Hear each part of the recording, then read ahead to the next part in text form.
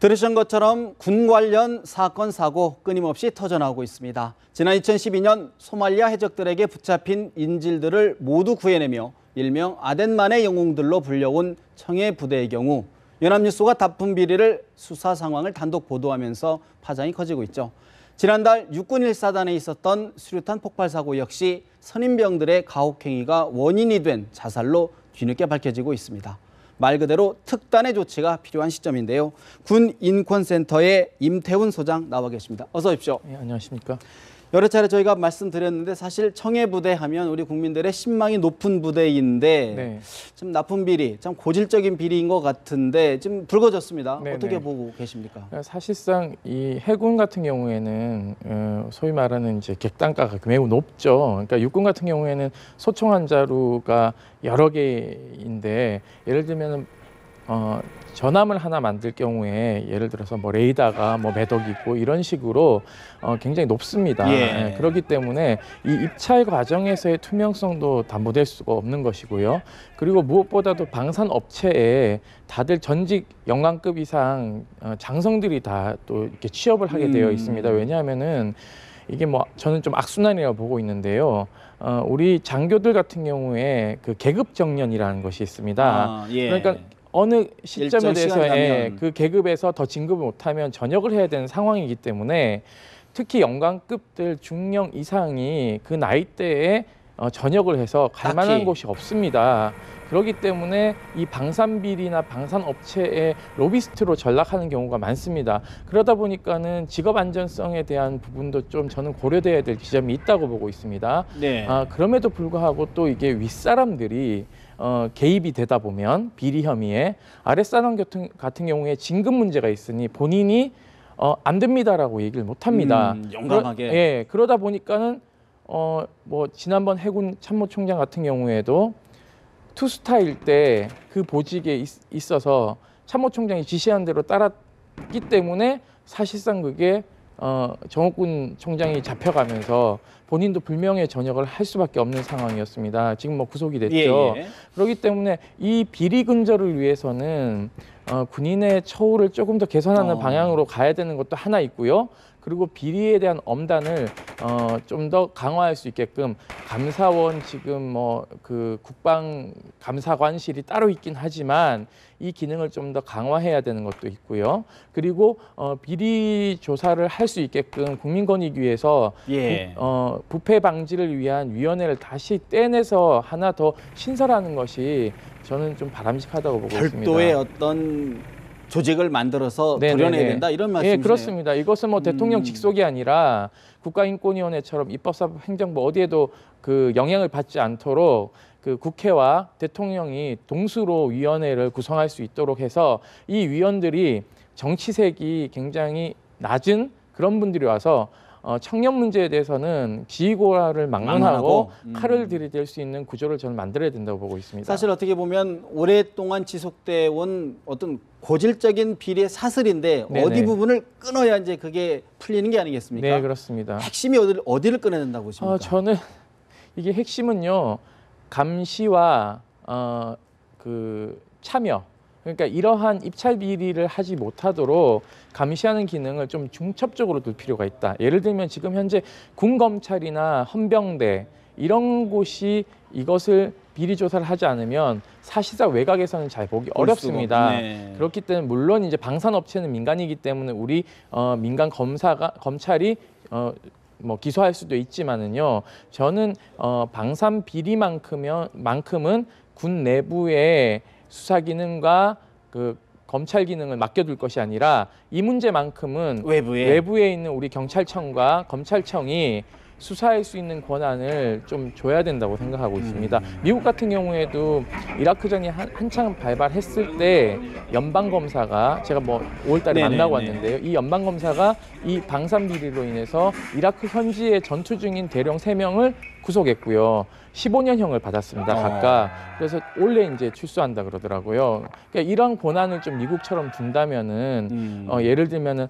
제19 감싸기라든지 이런 것은 좀 방지할 수 있을 거라고 보고 있습니다. 귀담아 들어야 될 부분인 것 같고요. 네네. 사실 이런 납품 비리 못지않게 지금 고질적인 게 우리 병영 내에 여러 가지 폭력들 아니겠습니까? 네네네. 저희들이 수도 없이 계속해서 문제를 지적하고 있는데도 불구하고 끊이지 않습니다. 네네. 그러니까 최근에 지난달 29일 날 파주에서 이제 수류탄으로 폭발 사고가 있었는데 네. 조사를 해보니까 결국은 병영 내의 구타, 폭력 이런 것 때문에 밝혀지지 않았습니까? 네네. 어떻게 봐야 됩니까, 이 문제? 이게 처음에는 본인이 이제 신병비관에서 자살한 것으로 보도가 됐는데요. 이러한 보도가 되게끔 군 당국이 언론에 쉬쉬하는 이런 문화부터 없애야 된다고 보고 있습니다. 사건이 발생하면 공명정당하게 수사하겠다라는 브리핑과 함께 한 점 의혹 없이 언론에 모든 것을 공개하는 것이 맞고요. 네. 이렇게 언론에 비공개를 하다 보니까 스스로 대군 불신을 초래하고 있는 경우들이 계속 적발되고 있습니다. 이 건만 하더라도 사실상 개인 문제로 치부하다가 결국은 어제 구속이 됐고요. 예. 지금 간부도 사실상 좀 폭언과 욕설을 한 것으로 드러나고 있어 수사 대상이긴 한데요. 윤일병 사건 이후에 많은 것이 바뀌고 있지만 여전히 이런 문제에 대해서는 수사 관행이 모든 가능성을 열어두고 수사하는 것이 아니라 애인 문제가 있는지 또는 게임 중독은 아닌지 혹시 자살 사이트에 가입하지 않았는지 이런 식으로만 초점을 맞추다 보니까 계속적으로 실수를 반복하게 되어 있습니다. 그래서 네. 수사 기법도 좀 민간 경찰처럼 다양성을 가지고 하나하나 과학 수사를 통해서 제거해 나가는 방식으로 가는 게 맞다고 보고 있습니다. 구조적으로 접근해야 될 부분을 개인으로 지금 너무 초점해서 수사가 이루어지는 것 아니냐 그런 네네. 문제를 지적하신 건데 네네. 지난 5월에 해병대 2사단에서도 비슷한 일이 있었는데 같은 맥락으로 이해됩니까? 어떻게 보십니까? 해병대 2사단 같은 경우에는 사실상 이 문제에 대해서 지휘권자의 잘못이 크다고 보고 있습니다. 그러니까 그 자살을 시도했던 병사가 그 전에 이미 다른 곳에서 인권 침해를 받았고 다른 부대로 와서 또다시 인권 침해를 당하면서 결국은 옥상에서 뛰어내려서 자살을 시도한 케이스입니다. 문제는 사건이 2번씩이나 있었음에도 불구하고 이것을 근절하지 못했다는 것은 해병대 2사단장의 책임이 크다고 보고 있고요. 무엇보다도 이 재판이 솜방망이로 처벌됐습니다. 사실상 이 문제가 언론에 알려지고 나서 해병대 사령관이 근절하겠다라는 약속을 가족에게 직접 전화로 했고 저와도 수차례 전화 통화를 해서 군사법원에서 재판 믿어보시라는 얘기를 여러 차례 했지만 결국은 솜방망이 처벌을 했습니다. 그러니까 이 문제가 불거짐으로 인해서 우리 군사법 체계가 다시 한번 도마 위에 오르는 사태가 발생했거든요. 지난번 우리 병영문화혁신위원회에서는 군사법원을 폐지하는 것까지는 하지 않았지만 예. 보통 군사법원을 사단에 두지 않고 군단으로 통합하고 심판관을 고도의 군사 지식을 요하는 사건이 아닌 이상은 심판관은 개입 못하도록 개혁안을 냈었습니다. 예. 하지만 그 개혁안이 지금 국회에서 표류 중에 있고요.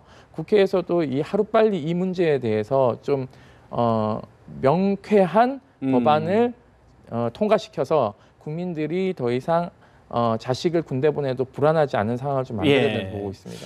아까 소장님께서 말씀하신 것 중에 하나가 이제 신고라든가 적극적인 네네. 그런 부분을 좀 강조하신 부분이 있었는데 네네. 사실 이번 사건에서 저희들이 좀 주목해 봐야 될 부분이 가혹행위 사실을 오히려 신고한 것이 오히려 더 큰 피해를 보게 됐다. 이 네. 부분 좀 심각해 보이는데 어떻게 봐야 됩니까? 우리 군 내부가 사실상 그 피해자를 일정 정도 그 군내 분위기와 전우회를 깨는 적으로 이렇게 상정하는 것 저는 가장 큰 문제라고 보고 있습니다.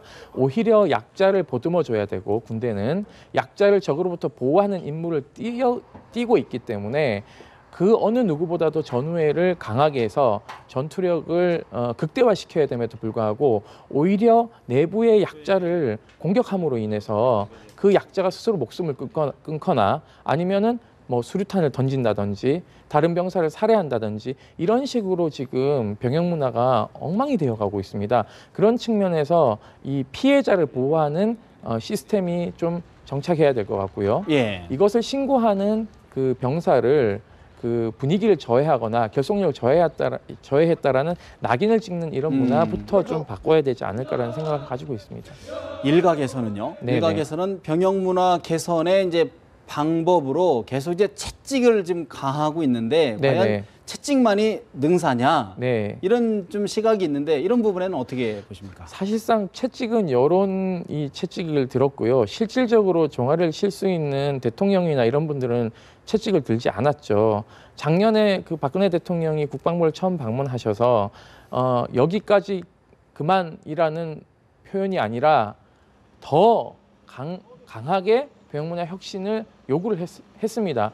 하지만 지금 현재 국방부 장관은 국회 출석하셔서 국방옴부즈만 제도에 대해서 반대 입장을 표명하고 있고요. 지금 국가인권위원회 안에 군인권 보호관을 설치하도록 지금 국회가 특위에서 의결을 했음에도 불구하고 법안에 대해서 지금 반대하고 있는 상황입니다. 그리고 또 하나는 병문화 혁신에 관련된 예산이 1,800억 원이 지금 계류 중인데요. 이것만을 통과시켜달라고 요구하고 있고 군을 감시하는 그 어떤 기능에 대해서는 다 반대하고 있는 입장입니다. 그러니까 결국은 단 과실만 따먹고 몸에 좋은 보약은 먹지 않겠다라는 응석바지로 지금 국방부가 전락을 했습니다. 예. 그렇다면 이것에 대해서는 대통령, 국군 최고 통수권자가 회초리를 들어야 되는데 지금 들지 않고 있고 오히려 지금 병문화 혁신을 하자는 구호는 사라지고 있고요. 창조국방이라는 이상한 지금 명제로 인해서 다시 한번 지금 군이 혼란에 빠지고 있습니다. 구체적으로 어떤 말씀이신가요? 창조국방이라고 하는 명제가요. 사실상 병문화 혁신은 등한시하고 과학하고 뭐 이런 것들을 군의 전투력을 중심으로 한 체계를 강화하겠다는 얘기인데요. 저는 이런 식으로 가면은 사실상 베트남에서의 미군의 패착을 그대로 답습하는 사태가 발생할 것이라고 보고 있습니다. 지금 뭐 역사 교과서에 대한 국정화에 대한 부분을 저렇게 강하게 밀어붙일 것이 아니라 우리 군의 안보 상황이 어떤지, 병문화 혁신이 안보에 미친 영향이 어떤지를 네. 대통령께서 주도 면밀하게 보시는 것이 아버지의 유언을 따르는 것이라고 저는 보고 있습니다.